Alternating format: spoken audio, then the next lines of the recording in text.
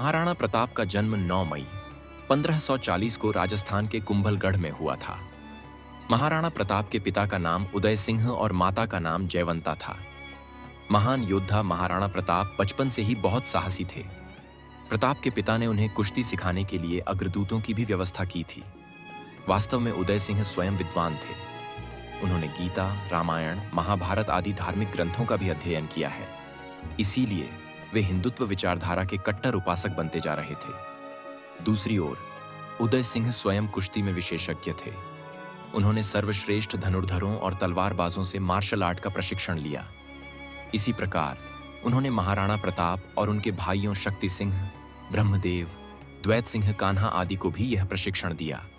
लेकिन उन सभी भाइयों में महाराणा प्रताप हर शास्त्र विद्या में सबसे अधिक निपुण थे। उनकी शारीरिक छवि भी बहुत बड़ी थी। युवावस्था में ही महाराणा प्रताप की छाती ढाल के समान चौड़ी हो गई थी। उनका छोटा भाई शक्ति सिंह भी तलवारबाजी और निशानेबाजी में निपुण था। महाराणा प्रताप और उनके भाई भी बहुत अच्छे तैराक थे। महाराणा प्रताप और शक्ति सिंह भी श्रेष्ठ घोड़ेस्वर थे। जब महाराणा प्रताप युवा थे तब ईरान के होर्मज बंदर से एक व्यापारी घोड़ों और बछड़ों को लेकर एक जहाज में खंभात में उतरा। खंभात उस समय एक प्रसिद्ध बंदर था। इस व्यापारी के पास एक आसमानी रंग का बछिया था। उसे महाराणा प्रताप के लिए चुना गया, जिसका नाम चेतक रखा गया।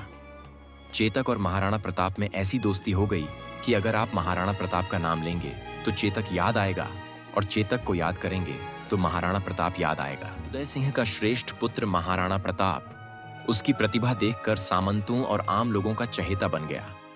उनके पिता भी उनसे प्यार करते थे, इसलिए छोटा भाई शक्ति सिंह उनसे ईर्ष्या करते थे।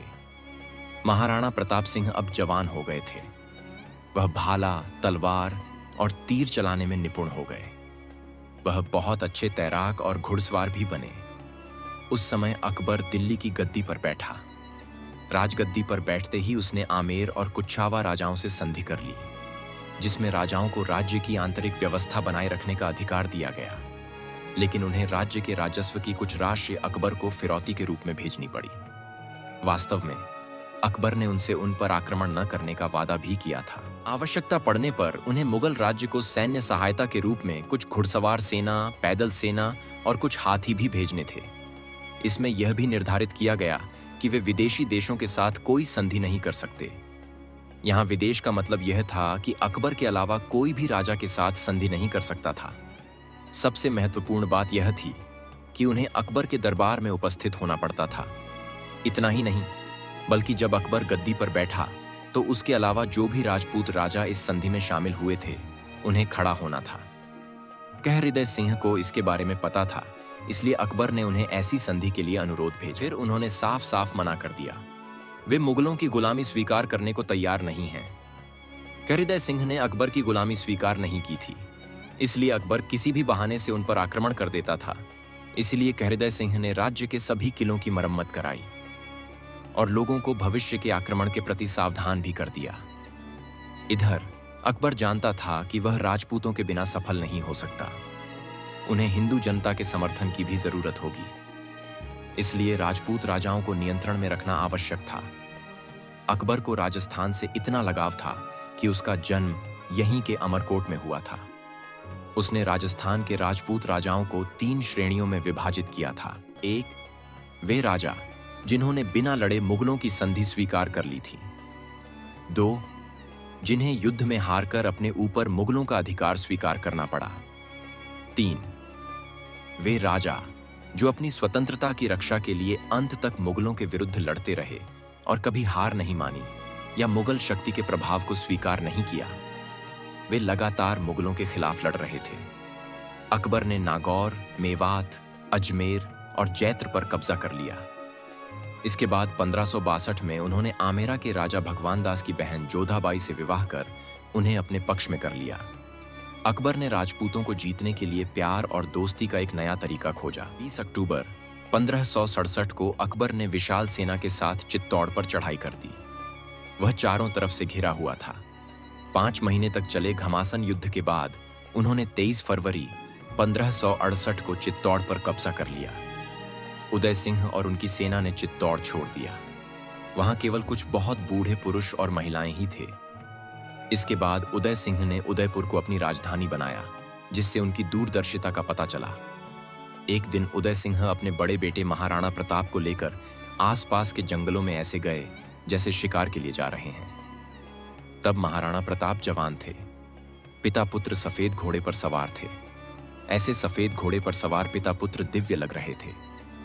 महाराणा प्रताप देव सूर्य के समान लग रहे थे। पिता पुत्र घने जंगल में पहुंच गए। डूबते सूरज की सुनहरी किरणें लाल हो रही थीं।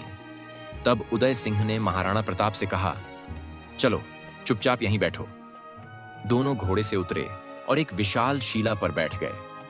तब उदय सिंह ने महाराणा प्रताप से कहा, बेटा, आप मेवाड़ के इतिहास से भली भांति परिचित हैं। मुगल बादशाह अकबर की नजर मेवाड़ पर है। तब महाराणा प्रताप बोले, चिंता मत करो पिताजी, जब तक आपके पुत्र महाराणा प्रताप की भुजाओं में ताकत है, तब तक मेवाड़ पर कोई आंख उठा नहीं पाएगा। उदय सिंह ने महाराणा प्रताप के कंधे पर हाथ रखते हुए कहा, बेटा, मुझे तुम्हारी ताकत पर पूरा भरोसा है, लेकिन राजपूतों के दिन अच्छे नहीं लग रहे। राजपूत जाति के लोग सत्ता के प्रति अंधे हो गए हैं। देश पर मर मिटने का शौर्य अब उनमें ठंडा होता जा रहा है। राजपूत राजा सुख के लिए अकबर से मिल रहे हैं और उसकी दास्ता स्वीकार कर रहे हैं। सिसोदिया वंश कभी झुका नहीं है। उन्होंने हमेशा मुसलमानों का विरोध किया है। अकबर की सैन्य शक्ति से हमें भारी पराजय का सामना करना पड़ा। आप जानते हैं कि हार के बाद चित्तौड़गढ़ में कितनी वीरांगनाओं को बलिदान देना पड़ा। मुगल सैनिकों ने कितने निर्दोष नागरिकों को बेरहमी से मार डाला। तुम्हारा यह वृद्ध पिता इस महाविनाश लीला को रोकने में असमर्थ था। महाराणा प्रताप ने अपने पिता का हाथ हाथ में लेते हुए कहा, जब तक मैं अपने शत्रुओं से इस महाविनाश का बदला नहीं ले लूंगा, तब तक मैं चैन से नहीं बैठूंगा। उदय सिंह ने महाराणा प्रताप को कहा, मुझे आप पर पूरा भरोसा है। इतना कहकर उदय सिंह कुछ देर के लिए चुप हो गए। फिर बोले, लेकिन आपके दूसरे भाई जगमाल और शक्ति सिंह दोनों बुद्धि और विवेक में आपसे कम हैं, फिर भी महत्वाकांक्षी हैं और धैर्य और विवेक में कमजोर हैं। महाराणा प्रताप बोले, डर लगता है पिताश्री, ऐसी बात मत करो, मुझ पर विश्वास करो। मैं धैर्य और विश्वास के साथ सर्वेक्षण आयोजित करने की पूरी कोशिश करूंगा। आगे की कहानी जानने के लिए चैनल को सब्सक्राइब करें।